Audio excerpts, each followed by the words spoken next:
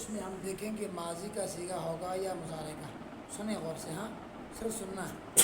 ماضی ہوگا یا مضارع. اگر ماضی ہوگا تو اس میں تقسیم کریں گے صیغوں میں کہ وہ 2 صیغوں میں سے ہے یا 12 میں سے ہے. اگر 2 صیغے ہیں تو پھر اس کی بات الگ ہے. 12 صیغے ہو تو اس کا حکم الگ ہے. 2 صیغے کون سے؟ واحد مذکر غائب اور واحد مؤنث غائب. اگر یہ 2 صیغے ہیں، ٹھیک ہے، واحد مذکر غائب اور واحد مؤنث غائب، یہ 2 صیغے اگر ماضی کے ہیں تو پھر ان کا فاعل کبھی اندر ہوگا کبھی باہر.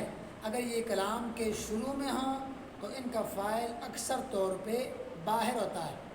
اگر یہ کلام کے شروع میں تو ان کا فاعل اکثر طور پہ باہر ہوتا ہے. اور اگر یہ کلام کے درمیان میں ہوں ان کا فاعل اکثر طور پہ اندر ہوتا ہے. تو خلاصہ یہ بنا ماضی کا صیغہ ہے، اس کی تقسیم یوں کریں گے کہ ماضی کے 2 صیغوں میں سے ہے یا 12 میں سے. 2 صیغوں میں سے ہے تو اس کا فاعل کبھی اندر ہوتا ہے کبھی باہر. تو 2 صیغے کون سے ہیں؟ واحد مذکر غائب. اچھا، ہمیں کیسے معلوم ہوگا اس کا صیغہ اندر ہے، ضمیر اندر آئے گی یا فاعل باہر آئے گا؟ تو اس کا فاعل اندر باہر ہونے میں اس چیز کا اعتبار ہے کہ دیکھا جائے گا کہ یہ 2 صیغے کلام کے شروع میں ہیں یا کلام کے درمیان میں. اگر یہ 2 صیغے کلام کے شروع میں ہوں ان کا فاعل اکثر طور پہ باہر ہوتا ہے. اگر یہ کلام کے درمیان میں ہوں ان کا فاعل اکثر طور پہ ضمیر اندر ہوگی. اچھا، یہ تو بات سمجھ میں آ گئی. کلام کے شروع میں، کلام کے شروع میں جہاں سے نئی بات شروع ہو، لیکن کلام کے درمیان سے کیا مراد ہے؟ تو 5 چیزوں میں سے کوئی ایک واقع ہو تو سمجھ جاؤ کہ وہ کیا ہے، کلام کا درمیان ہے. وہ 5 چیزیں یہ ہیں: خبر، صفت، صلہ، حال اور معطوف. ان 5 چیزوں میں سے کوئی ایک واقع ہو جائے، یہ صیغے واحد مذکر غائب، واحد مؤنث غائب، یہ صیغے اگر ان 5 چیزوں میں سے کوئی ایک واقع ہو، یعنی مبتدا کی خبر، موصوف کی صفت، موصول کا صلہ، ذوالحال کا حال، معطوف علیہ کا معطوف. تو خبر، صفت، صلہ، حال یا معطوف واقع ہو تو سمجھو کہ کلام کا درمیان ہے. جب کلام کا درمیان ہے تو پھر اس کا فاعل اکثر طور پر، قاعدہ اکثریہ ہے، اکثر طور پہ فاعل اندر ہوگا. یہ تو 2 صیغوں کی بات تھی. 12 صیغوں میں کیا ہوگی؟ ضمیر جو فاعل ہے وہ بارز یعنی ساتھ ہوگا، لکھنے پڑھنے بولنے میں آئے گا. ضربا میں الف، یہ ضمیر کیا ہے؟ بارز ہے کہ نہیں؟ لکھنے پڑھنے بولنے میں آ رہی ہے کہ نہیں؟ ضربو میں باؤ. صحیح ہو گیا. تو یہ بات تھی ماضی کی. لیکن اب آتے ہیں مضارع کی طرف. یہ بتاؤ، تو ماضی کی بات سمجھ میں آ گئی. ماضی کی تقسیم اس طرح ہے کہ 2 صیغے ہوں گے یا 12. 2 میں سے ہو تو اس کا فاعل کبھی اندر کبھی باہر ہوگا. اور کلام کے شروع میں ہو تو اس کا فاعل اکثر طور پہ باہر ہوتا ہے. اگر کلام کے درمیان میں تو اکثر طور پہ فاعل اندر ہوتا ہے. درمیان میں ہونے کا مطلب کیا ہے؟ خبر، صفت، صلہ، حال میں سے کوئی ایک شابہ ہے. اگر مضارع ہو تو پھر اس کی تقسیم اس طرح ہے کہ جناب 2 میں سے ہے یا 3 میں سے ہے یا 9 میں سے ہے.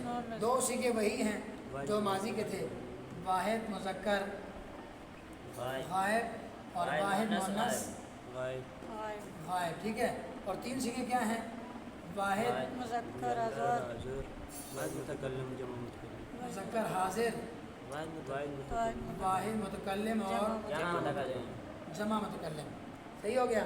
یہ 3 صیغے ہوں تو سمجھو کہ 3 صیغوں میں سے ہیں. اس کے علاوہ باقی رہ گئے، چونکہ 14 صیغے ہیں، 2 اور 3 کتنے ہو گئے؟ 5.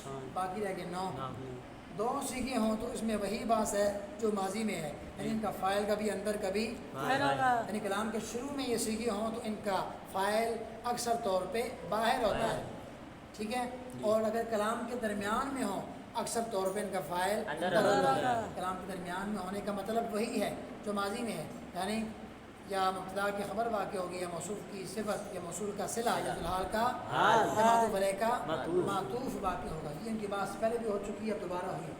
اور اگر 3 صیغوں میں سے ہو، یعنی واحد مذکر حاضر یا واحد متکلم یا جمع متکلم، ان 3 صیغوں میں سے کوئی ایک صیغہ واقع ہو تو وہاں پر یہ کہا جائے گا کہ جناب والا ان کا جو فاعل ہے ضمیر کے طور پر اندر اس کا ہونا واجب ہے.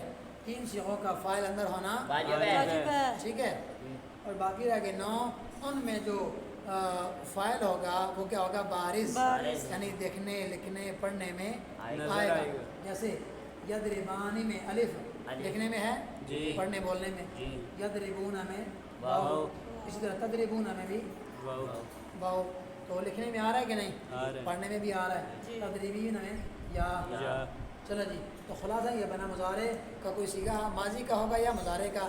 ماضی کا سیگا ہو تو جناب والا ہم یوں کہیں گے دو میں سے ہے یا بارہ میں سے؟ دو میں سے ہو تو کہیں گے اس کا فاعل کبھی اندر کبھی بائیں، کلام کے شروع میں تو اکثر طور پہ باہر، کلام کے درمیان میں تو اکثر طور پہ اندر۔ اندر۔ کلام کے درمیان کا مطلب خبر، صفت، صلہ، حال، معطوف میں سے کوئی ایک بنتا ہے، اور 12 میں سے ہو تو اس کا فاعل اکثر ہمیشہ ساتھ ہوگا۔ مضارع ہو تو اس کے سیغے دو میں سے ہے، تین میں سے ہے یا نو میں سے ہے۔ دو میں سے ہو تو اس کا فاعل وہی ماضی کی طرح، تین میں سے ہو تو ہمیشہ اس کا فاعل اندر، نو میں سے ہو تو اس کا فاعل ہمیشہ ساتھ ہوگا۔ چلو جی۔